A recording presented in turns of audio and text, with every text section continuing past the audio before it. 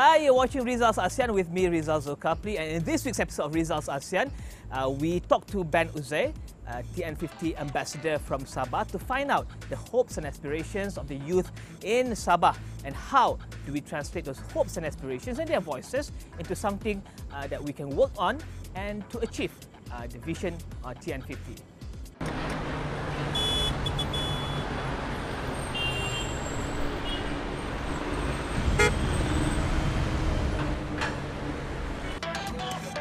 Ben Uzair is one of the youth ambassadors for TN50.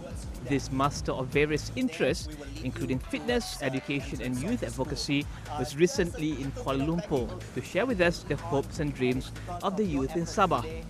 Ben believes that the goals set in TN50 can only be achieved when the youth in Malaysia are given the chance to unlock their potentials through education. So Ben, let's start with the aspirations and hopes that you've collected over the past 1 year. Maybe you can share with us what are those hopes and aspirations of people, especially the youth in Sabah. So generally, our youth in Sabah, they care for the environment.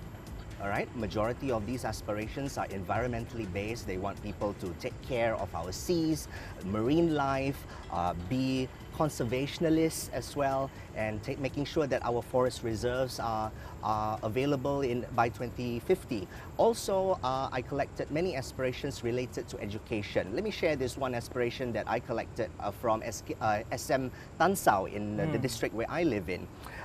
This one student from Form 2, she's about maybe 14, 15 years old.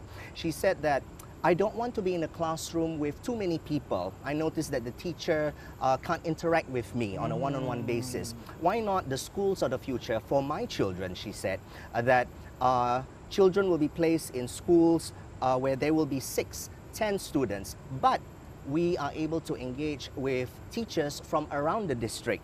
A moving classroom, if you will. Today, they might be studying in a district of Putatan. The next day, they might connect with another classroom, another cluster of classrooms in another district and learn about culture, learn mathematics together. So even though it seems like a crazy idea, I'm not sure how the government is able to, arrange all of that, but it's a great idea, and that was one of the aspirations shared by one of our other ambassadors, and mentioned that he wants to create this unicorn school.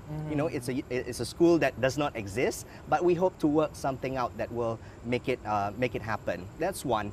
Another aspiration is from the interior. A very young lady by the age of 12 in SK Sebayan in Kudat. She mentioned that in the future, I hope that she does not have to attend university in Kota Kinabalu or fly over to Kuala Lumpur. Let there be a university in her district so that she doesn't have to travel. She's able to be close to her siblings, to her family, to her parents. So it goes to show that the value of education is very high, especially amongst our youth in the interior. Before Ben flew to Kuala Lumpur, he was involved in a charity drive to provide the students of SK Sebayan in Kudat with furniture. Well, I was invited to do a TN50 dialogue with the students, the very young students of SK Sebayan. This was the very first primary school that we've engaged in our TN50 dialogue. It's located in the interior. You have to access the school, you have to go through 8 kilometers of gravel road just to arrive in the school. So as we did the program, the school school principal rather brought me over to the hostel just to take a look at the facilities. They have a great building. It was just completed, donated by some individual donors of Sabah, but unfortunately it was not furnished. The budget was unfortunately being siphoned off to complete the project, and we noticed that there were beds on the floor. Their personal belongings were on the floor. It was just completely bare, empty. Imagine you going to a new apartment and it's unfurnished. That was how, and that was what I saw. And I felt sad, and I just immediately told myself, we have to do something. We have to do something here. And the first thing that I thought was, let's get 10 double-decker beds.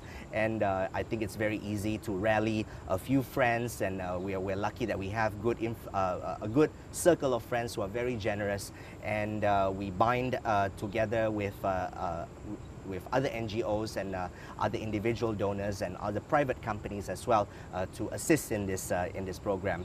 So, a long story short, in about 3 months, we're able to collect enough funds to purchase not only 20 sets of double-decker beds, but also tables, chairs, stationery, not just for the hostel students, but for the whole school, new whiteboards for the teachers, new equipment and tools for the teachers as well.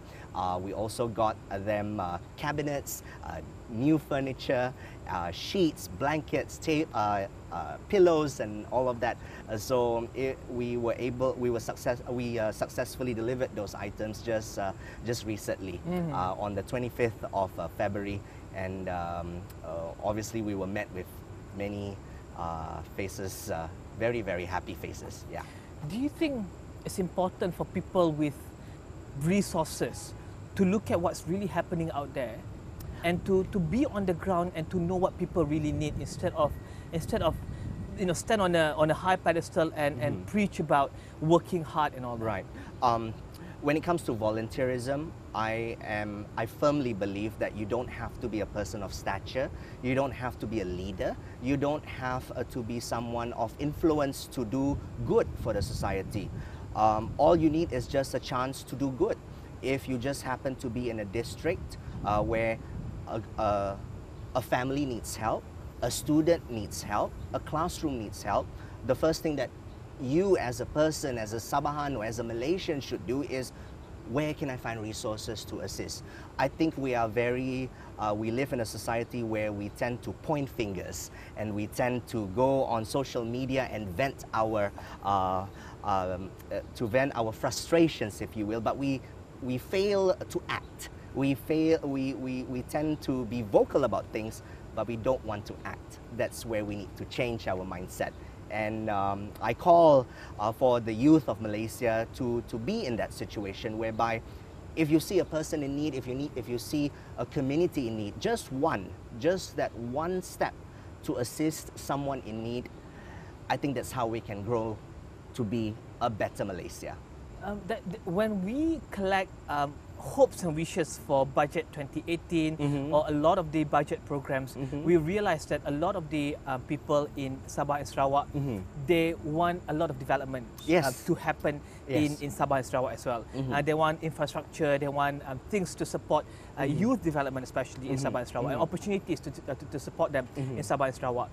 How do we ensure that there be more infrastructure, development, more attention given to Sabah and Sarawak, so that the youth can fulfill their aspirations and unlock their opportunities?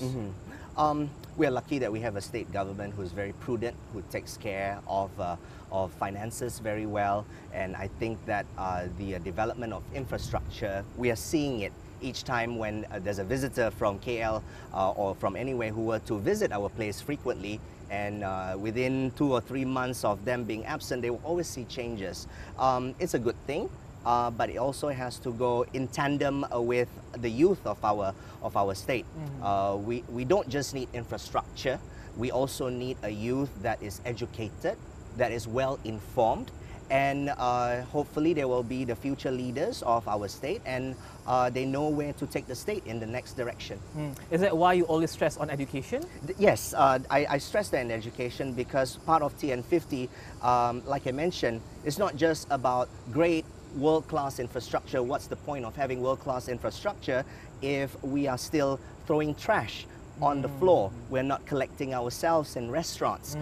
We are still we are not kind to one another. So in Malay they say the nilai murni, having kindness to one another. That is also a part of TN50, a society that cares, a society that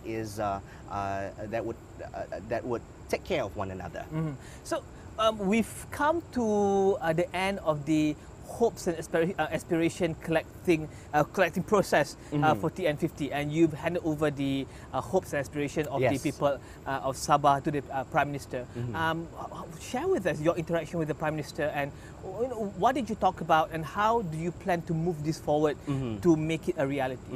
Well, I've spoken to our Yang Amat Berhormat Perdana Menteri in an engagement in Kota Kinabalu, and we mentioned a lot of things about governance and how we wish the country to have transparency. And one of the things that he mentioned is he would like to see a government that involves the youth. That is why TN50 is being implemented. Last night we did the handing over of the youth canvas. My interactions were very minimal because the Prime Minister was on stage, but he something touched my heart, and I think that he drew aspirations from the people in the United States. He quoted John F. Kennedy, one of the great United States president, and mentioned that what does it take to put one person on the moon? How is that spirit of rallying a nation to ensure that happens? And he also quoted Martin Luther King with the I Have a Dream speech, and he mentioned that here in Malaysia we have a dream, and our dream is a TN50. Now, what's the biggest challenge right now that we face to making all that happen? I think it's trying to unite us, trying to unite the youth, not just here in Kuala Lumpur, but in all states. We have to find that common point, that common thing that binds us together so that we can move forward and build our country together. Yeah, I think that's the biggest challenge. And lastly, how do we ensure that the voices and the hopes collected for the past or during the past 1 year can be truly translated to something that can be worked and can be implemented and enjoyed by the youth in Sabah? Well, we've collected over 60,000 unique aspirations. All of those aspirations have been polished and analyzed, and all of it is being compiled into what they call the youth canvas, and that's available online. Anyone, it doesn't matter who you are, anywhere around the world, Malaysians can log into to mytn50.com/canvasbelia, and it sets all the inspirations, the aspirations of our youth. And when they are reading it, they might say, "Hey, I can work on this." You know, if one youth would say, "I can work on this," and if we have 10,000 youths and they say, "I can work on this," on different facets of the youth canvas, I think that would be the success of the youth canvas, so that they can inspire them to make a change for our country. On that note, we thank you very much for joining us, Ben. No problem. Thank you. It's a pleasure to have me here. Yeah. Thank you.